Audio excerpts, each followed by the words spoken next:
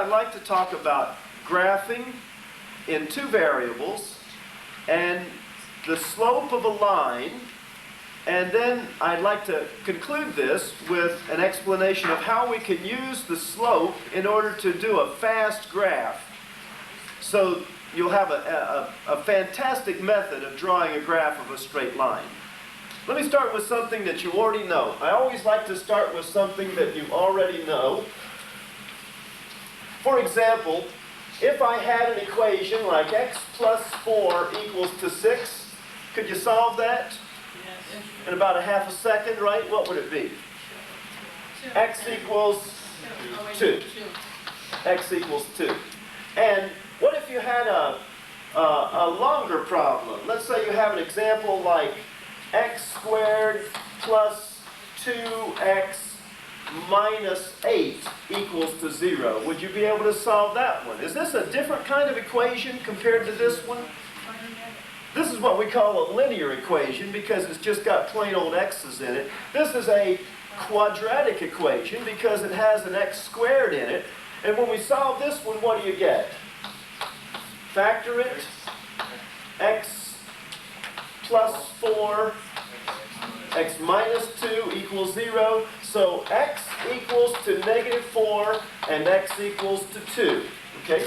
So there are two solutions to this equation. There's only one solution to this equation, right? Only one solution.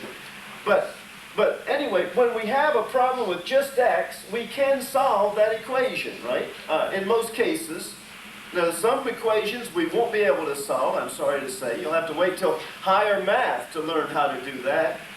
But now, after you get the solution, it would be possible to draw a graph of the solution, wouldn't it? By drawing a number line. Now, remember how we do this. On a number line, you locate the value of x, which would be 2 units to the right. Okay? 1, 2. There is your value of x equals 2. It's 2 units to the right. Okay? In this case, what would I do to draw the graph? Draw a number line and have 0 located as the middle point, and then you'd have to go what? X equals 2, that would be 2 units to the right, you'd have a point here, and x equals negative 4 would be 1, 2, 3, 4 units to the left. Okay, so we have 2 points, we can graph them both on the number line. All right?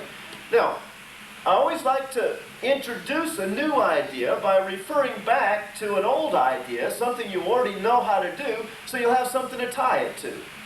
Now, the new idea for this section is what do we do if you have an equation with 2 unknowns in it, with 2 variables? Instead of just x, suppose it's x plus y equal to 6. X plus y equals to 6. Now, when I first saw a problem with 2 variables in it, x and y, I think it scared me to death because I was trying to think in terms of an equation like this. You're trying to solve for x, and here's the value of x. X equals 2. Well, how do you find x if you don't know y? Or how do you find y if you don't know x? The answer to this problem is that there are many solutions. What we're trying to do to find a solution is find a value of x and y that would add up to 6. Can you think of one? We could say x equals what? 3. And if x equals 3, then y equals 3. Okay? That's a solution. X equals 3 and y equals 3. What would be another solution? X equals 2. And if x equals 2, then y would have to be 4. Now, how do you know it's 4? Because 2 plus 4 has to equal 6. Okay? Pick another value of x. 1. X equals 1. And y would have to be 5. Now, are we restricted to positive values? Or what if somebody said, somebody says x equals 8? Then what would you say? If x equals 8, 8 plus what? What could you add to 8 to end up with 6? It'd have to be a negative number, wouldn't it? Negative 2. So that would be y equals negative 2. Pick another value of x. Or is that enough? Is there any limit to the number of values you can pick? You can keep doing this all day long, can't you? And now, to make matters worse, what about fractional values? What about x equals 1/2? If x is 1/2, would that be allowed? Then y would be 5.5. See? 1/2 and 5. So fractional values would be allowed. You see, the nice part about this problem is you could just list all the values. X equals 2. If it's quadratic, maybe you'll come up with 2 answers. You could list those values. You could graph them on a number line. But with this, there's no way to list all the answers because there are infinitely many. In fact, I can go x equals a negative number, like x equals what? -1? What would x equals -1 be? Y equals 7. Because -1 plus 7 would be 6. Okay? And now, then what I need to do is have some way to graph this. And the way we'll have to graph it, because there are 2 unknowns, we'll need 2 dimensions to graph it. If it was just x, what would we do? We draw an x number line, right? And we measure x along the x number line. But what it is now, we've got 2 variables, so if this is x that we're going to measure along the x number line, we need a new dimension like y, which would be like in a vertical direction. Now, the way we always do this, then what about x? If x is positive, which way would we be measuring? To the right. And if x is negative, we'd be measuring to the left, right? And if y is positive, let's go up with positive values of y, and we'll go down with negative values of y. So we'll have like the x number line, the real numbers, just the real number line, and then we'll take the real number line, we'll just make it vertical, and we'll call this the y-axis. So this is the x-axis, and this is the y-axis. Now, in order to graph the point 3, 3, what I want to do is find the point on this graph on the number lines, the 2 number lines, you see, where x equals 3 and y equals 3. So to graph x equals 3, I'd have to go over 3 units, wouldn't I? Over 3. In order to graph y equals 3, I would have to go up 3 units, wouldn't I? Up 3 units. 1, 2, 3. So this would be where x equals 3. This would be where y equals 3. What if I wanted x equals 3 and y equals 3 at the same time? That's the key. See, it's got to be at the same time, which would be what would I have to do? I have to go over 3 and up 3, and then I put the point. So this point right here represents where x equals 3, and then up 3 would be where y equals 3. So that's x equals 3 and y equals 3. Okay, any questions on that? What about the next point? 2, 4. What does 2, 4 mean to do to this graph? Always start at this place where the lines cross. This is called the origin, by the way. This is the origin. This is where all the points begin. Okay? So x equals 2. What do we do if x equals 2? Over 2 and up 4. 1, 2, 3, 4. And we'll put this point, which would be x equals 2, comma, y equals 4. Now, does this seem like I'm going to a lot of trouble having to write x equals, y equals?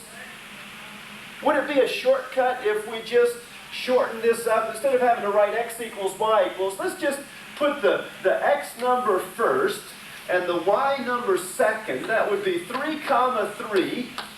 And this would be like 2, comma, 4, where we assume that these numbers are given in alphabetical order. That is, the x number comes first, and then the y number comes second. And that's the tradition in math, that the x number always comes first, and the y number always comes second, unless somebody tells you otherwise. That's what we'll assume is going to happen. And we'll always assume that x is this way, and y is this way, y is vertical, unless somebody tells you otherwise. Now, somebody can change the system around and have it so it's not this way. But unless they tell you, we'll assume that x is horizontal, y is vertical, and x comes before y in the alphabet, right? And x comes before y in math. Okay? Any questions on that so far? Now, what if I graph another point? What if I graph let's do 1, 5. Where would be the point 1, 5? Over 1 and up 5. All right? 1, comma 5. Okay? What about 8, negative 2? 8. That means I have to go over 8. 1, 2, 3, 4, 5, 6, 7, 8. And now I have to go down 2. Negative 2 means go down 2. So that's 8, comma negative 2. And how about negative 1, 7? Negative 1.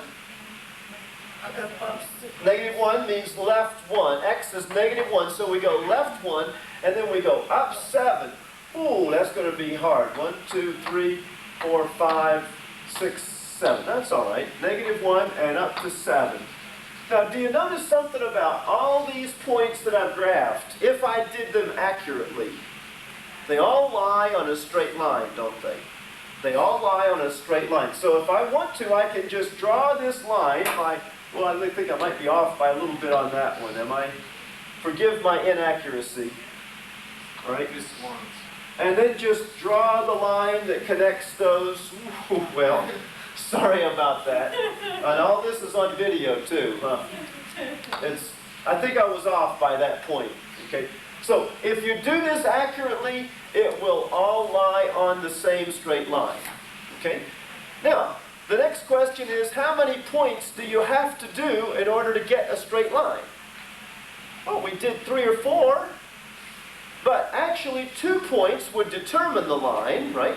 2 points would determine the line, and maybe we can get 3 or 4 points just as a check. All right? I'd like to take another equation. Oh, I'm glad you stopped me on that. I forgot to draw the arrow. Was I talking about arrows on the end of the line? Yes, indeed. And I should have an arrow on the end of both of those lines. Yes. All right, thank you. All right. Now, as a second problem,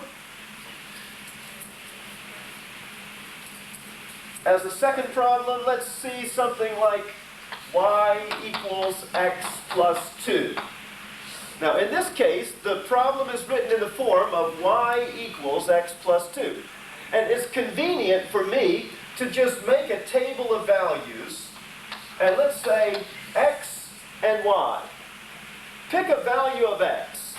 And now this is what's really hard for people. Pick a value of x. And some people, when they first start out, say, well, I don't know what number to pick. You played that game, haven't you? Pick a number, any number? Well, the easiest number to pick would probably be 1. Okay? Or maybe one even easier than that would be 0.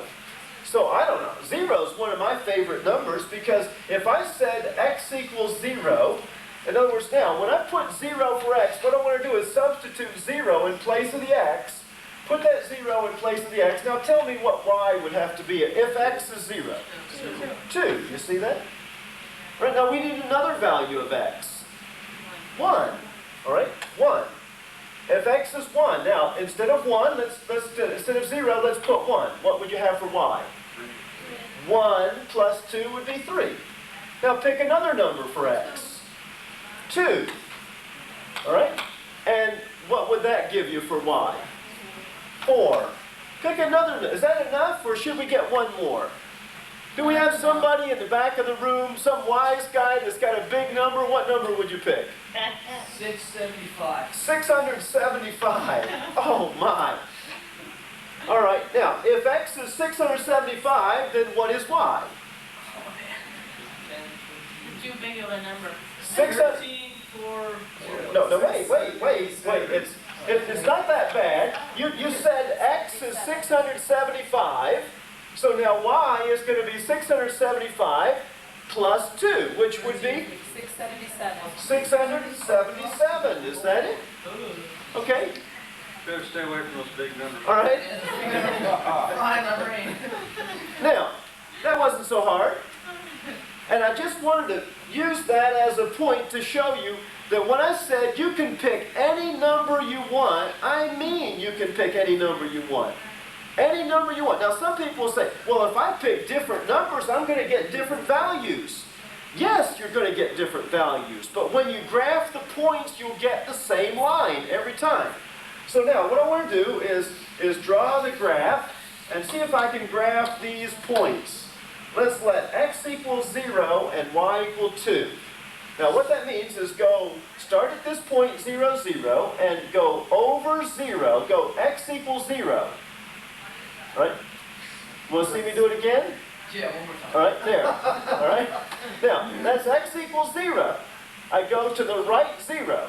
And then you go what? Up 2. Okay? 1, 2. And there's the first point, 0, 2.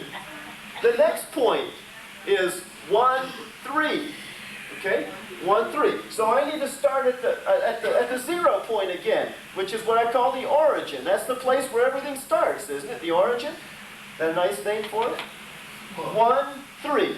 So we go over 1 unit to the x direction, and we go up 3 units. Now don't put a point there yet. Go over 1 and then go up 3 units, and there's your next point. That would be the point x is 1, y is 3. If you wanted to label it, you'd put 1, 3. Okay? Now the next point was 2, 4. Okay? So we start at 0 again, and we go to the right, how many? 2 units, over 2, and now we don't put a point there yet, do we? What else do we have to do before we put the point? We have to go over 2 and up 4. 1, 2, 3, 4. Now you notice these are all on a straight line so far. Now we get to the fun problem, the fun point. How do you graph 675? And the answer is going to be out in the hall and up on the roof probably. But the neat thing about this, you probably don't want to graph that point, do you, really? Okay? We'll let the person who suggested this point go graph it. But what I want you to see is even though you had a ridiculous point here, it's still going to be on the line. If that line goes forever and ever, doesn't it? And eventually, this line that I'm drawing right here, this line, eventually is going to go through the point 675 for x and up 677 for y. Okay? All right? Any questions on that? Yes? To get rid of the arrowhead, does this have to be equal to, less than or equal to, or how? No, well, the equal to means it's a line. Yes, but And the arrow on the end means that it goes on forever. It will always go on forever. Unless you specify that all values of x are not going to be used. In higher math, sometimes they would limit the graph and say that it only goes from here to there. But not in this course. In this level of math, you're going to have the graph. Any graph like this is going to go on forever and ever. And it'll have arrows on the end of the lines. Yeah, you can trust me for that. Okay. All right, now let's take another problem. Perhaps a little bit more complicated problem. How about y equals 3x plus 2? This is one of my favorite equations. Y equals 3x plus 2. Make a table of values. And let's start with the value of x. Pick a number, any number. 0. Good. 0 is a very nice number, I think. So if x is 0, then what we'll have to do is take that 0 and put it in place of the x. In other words, substitute 0 in place of the x. And what would you have? 3 times 0 is 0, plus 2 would be 2. Okay? Now, pick another number for x. 475? No, I don't think so. 1? Now, you don't always have to pick 0 and 1, but 0 and 1 are nice numbers. I mean, why make the problem more complicated than you need to make it? So if x is 1, then what would y be? We're going to put 1 in place of the x now. That would be 3 times 1 plus 2 would be 5. Now pick another value of x. Negative 2, all right? We'll get a different kind of value in there. Negative 2. I just want to show you that any value of x will be good enough. Negative 2. So if x is negative 2, now calculate this for me. 3 times negative 2 would be negative 6. Okay, negative 6. And then plus 2 would be negative 4. Okay? Negative 4. All right? It's possible to have x negative and y negative. Anybody else want to get a point? 2? Should we do 2? How about 2? What would it be if it was 2? If you don't like those negative numbers, just use positive numbers. Then it will be 3 times 2 is 6, plus 2 is 8. Okay? Now, let's graph these points and see if it comes out to be a straight line. I'm saying, is it a straight line? Yep. Yes. All right, let's graph the points 0, 2, over 0, and what? Up 2. Over 0 and up 2. And then we'll start over with a new point, 1, 5. Over, start at 0 at the origin, go over 1 and go up 5. 1, 2, 3, 4, 5, like that. Okay?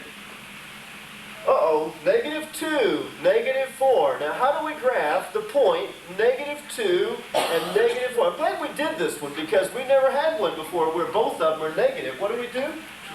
2 to the left and down 4. 1, 2, 3, 4. Am I in a line? Yep. You're close enough. Close enough? All right.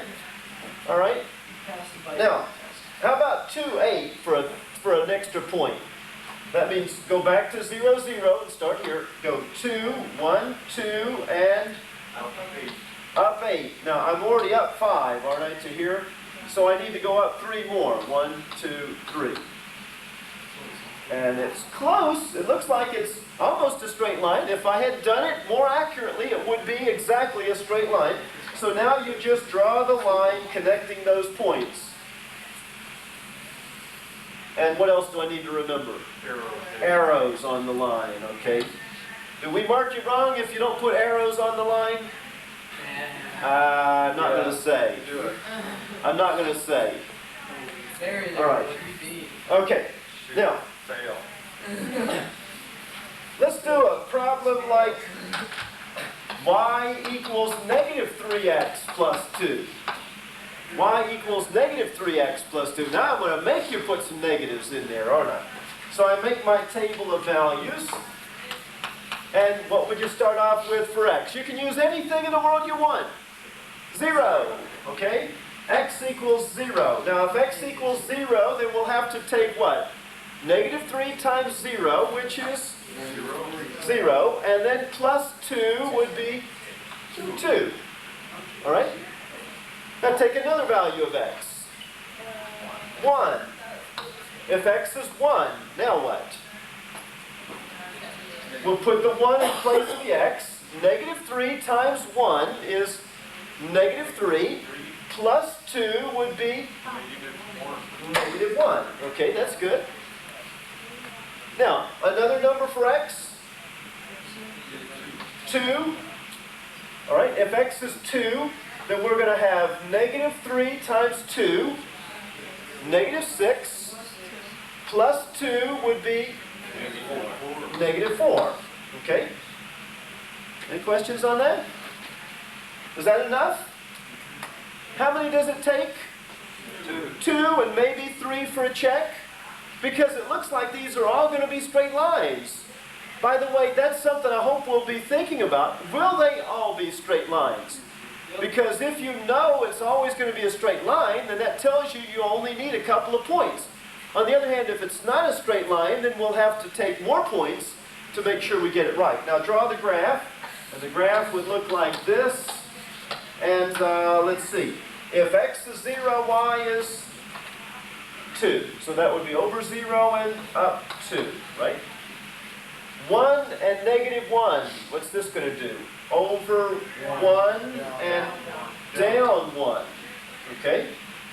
2 and negative 4, over 2 and go down 4. 1, 2, 3, 4. Are they on a straight line? Yes. So we'll draw the line connecting these points. Looks like it would run something like this. Okay? And that's how we graph a line.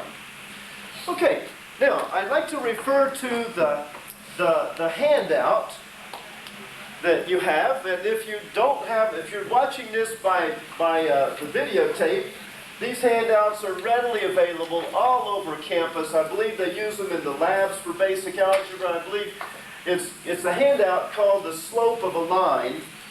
And if you need a copy, call me at my number at 328 extension number 2249.